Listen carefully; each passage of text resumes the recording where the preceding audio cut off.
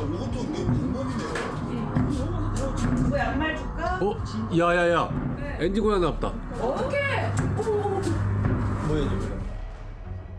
엔진 쪽에서 이게 네. 스파크가 탁탁 튀니까 네, 큰 네. 굉음이 한 4-5번? 그 네, 정도 네. 펑 이렇게 터졌어요. 그래서 집이 울릴 정도였어요. 잠시 후 바퀴도 내리지 못한 채 착륙을 시도한 여객기는 활주로를 지나쳐 콘크리트 구조물과 충돌했습니다. 이게 속도가 아예 줄지 않고 그냥 부딪히고 하더라고요. 벽에 부딪힐 때는 크게 소리가 쾅 나면서 그냥 바로 폭발했습니다.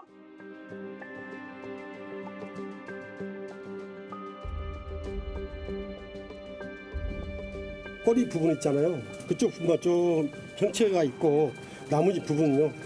형체를 거의 알아보기 힘들 정도입니다. 태국 방콕에서 무안공항으로 돌아오던 제주항공 소속 보잉 737-800 여객기. 탑승자 181명 중 생존자는 단 2명이었습니다.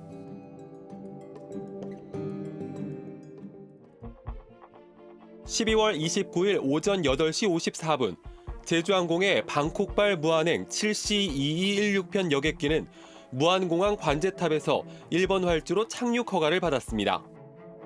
이때까지만 해도 순항 중이던 걸로 추정됩니다. 이어 3분 뒤 관제탑에서 조류 이동 주의 경보가 전달됐습니다. 긴급한 신호는 아니었고 새때를 주의하라는 일반적인 수준의 경보였습니다. 근데 이 경우는 뭐 단계를 나눠가지고 직접 경고를 이렇게 표현하고 그런 건 아니고 일단 그 착륙 경로 앞에 새들이 이동하니까 그 주의하라 이렇게 그 관제사가 지시를 한 겁니다. 예.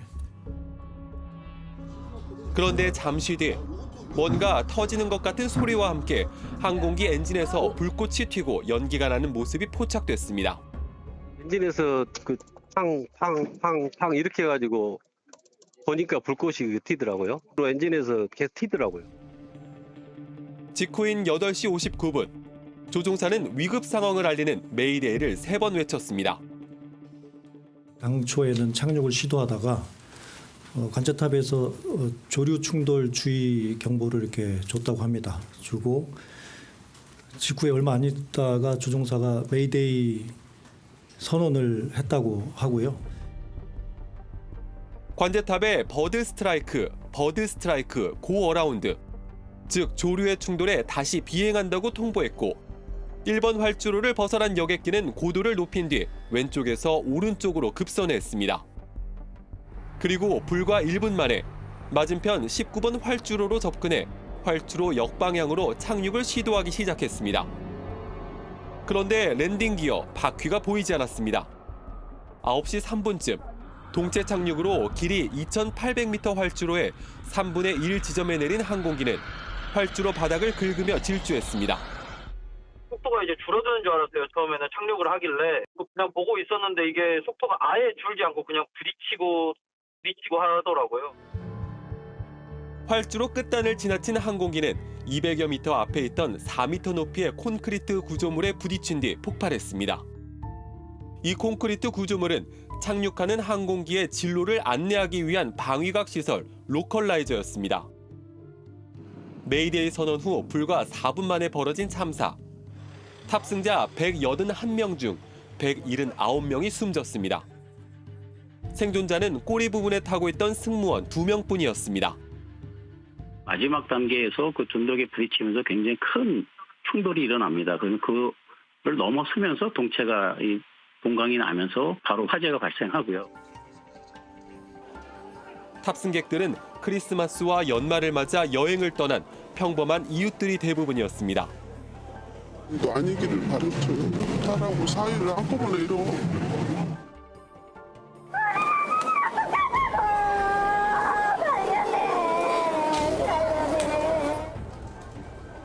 대학에 합격한 아들과 함께 여행을 떠난 가족들도 이날에 가려고 합격해놓은 상태고 저번에는 이제 고1 입학하는데 사고가 났어요. 엄마 아빠와 함께 크리스마스 여행을 떠난 초등학생도 돌아오지 못했습니다. 제주항공 모기업인 애경그룹 장영신 회장은 사과문을 발표했고 김입의 제주항공 대표도 고개를 숙였습니다. 사고 원인을 불문하고 최고 경영자로서 책임을 통감합니다. 저희 제주항공은 빠른 사고 수습과 탑승자 가족 지원을 위해 모든 노력을 다하겠습니다. 정부는 전남 무안을 특별 재난 지역으로 선포하고 오늘 0시까지를 국가 애도 기간으로 보냈습니다. 국민의 안전과 생명을 책임지는 정부 수반의 대행으로서 이루 말할 수 없는 비통함과 송구한 마음입니다. 피해 수습, 유가족 지원, 부상자 치료 등 필요한 지원을 다하겠습니다. 참사 현장에 보이는 활주로 철조망 밖에는 희생자들을 애도하는 국가와 손편지가 놓였습니다. 같은 아이를 키우는 엄마로서 그 아이들이 어찌됐든 간에 너무 뜻하지 않게 빠른 길로 가게 되었으니 그거에 대한 마음이 미안한 마음이 듭니다. Many of us have been traveling or at an airport to wait for loved ones, and what was supposed to be a holiday trip turns out to be the last trip in life. And I think all of us can feel the sympathy and the pain of what has happened in Muan. 사고 발생 일주일. 어젯밤 동체 꼬리 부분에 대한 3차 수색이 끝나며 수색 작업은 마무리됐습니다. 시신 수습과 신원 확인 절차를 마친 일부 유가족들은 장례 절차를 시작했습니다. 사고 원인을 규명할 핵심 열쇠가 될 블랙박스가 일부 훼손이 된 상태여서 분석에는 수개월이 소요될 걸로 예상됩니다. 파손된 비행기록 장치는 국내에서 자료 추출이 불가한 것으로 판단됨에 따라 미 교통안전위원회와 협조를 통해 미국으로 이동하여 분석하는 방안을 오늘 합의하였고, 현재 시점에서는 미리 말씀드리는 것이 예단하기가 곤란하고요.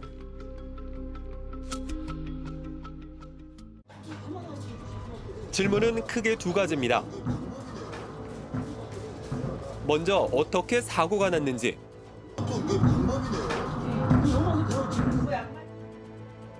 육안으로 봤을 때는 한 50이나 100m 정도 떨어져서 새떼를 피해가려고 하는 모습. 근데 새떼가 상당히 넓게 분포돼 있었어요. 그리고 왜 피해가 커졌는지입니다. But they shouldn't be embedded in something as hard as that. That is awful. That is unbelievably awful. That kind of structure should not be there.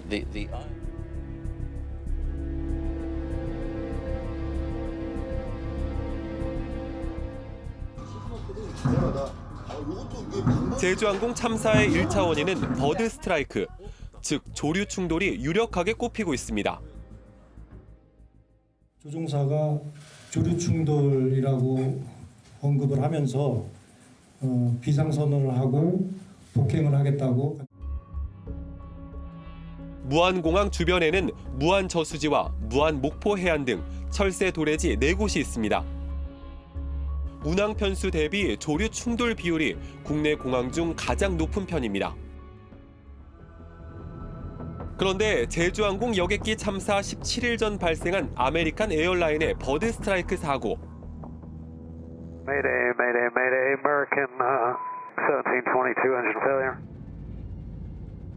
새가 빨려 들어가 엔진이 멈췄지만 196명을 태운 여객기는 무사히 착륙했고 인명 피해도 없었습니다.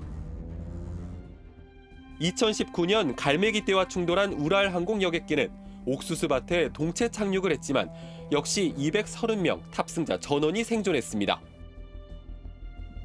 그래서 조류 충돌로 인한 비상 착륙이 대형 참사로 이어진 것에 대해 여러 의문이 제기될 수밖에 없습니다. 먼저 랜딩 기어가 작동하지 않은 점입니다. 1차 착륙을 시도할 때만 해도 제주항공 여객기의 바퀴가 내려와 있는 모습이 포착됐습니다. 랜딩 기어는 엔진에 문제가 생겨도 작동되도록 2중, 3중으로 보안 장치가 되어 있습니다. 엔진에 조류 충돌이 있어서 예. 엔진이 정지된다고 하더라도 랜딩 기어를 작동시킬 수 있는 유압 시스템이 3개가 있기 때문에 예. 그 중에 하나만 작동돼도 랜딩 기어는 작동을 시킬 수가 있는 것이 통상입니다. 2차 착륙 때 랜딩 기어를 다시 내릴 여유조차 없을 만큼 다급한 상황이었을 가능성과 기체에 문제가 생겨 통제 불능에 빠졌을 가능성이 제기됩니다. 랜딩 기어하고 프랩도 내리지 않고 했다는 거죠. 바로 돌아서 내렸잖아요. 절차 중에 비행기를 바로 돌아서 내리는 절차는 없어요. 정말 급해서 죽거나 아니면 한 명이라도 살리거나 하는 절차예요. 그래서 제주항공의 무리한 운항을 지적하는 목소리도 나옵니다.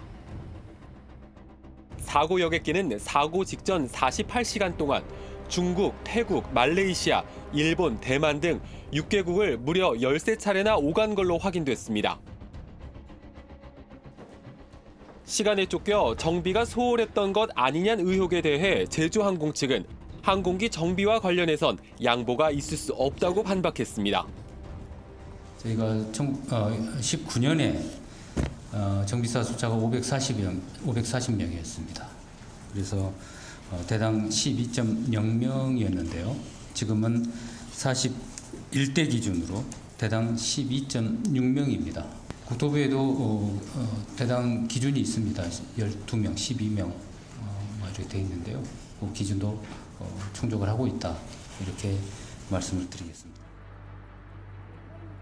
그래도 동체 착륙 시도는 안정적이었습니다.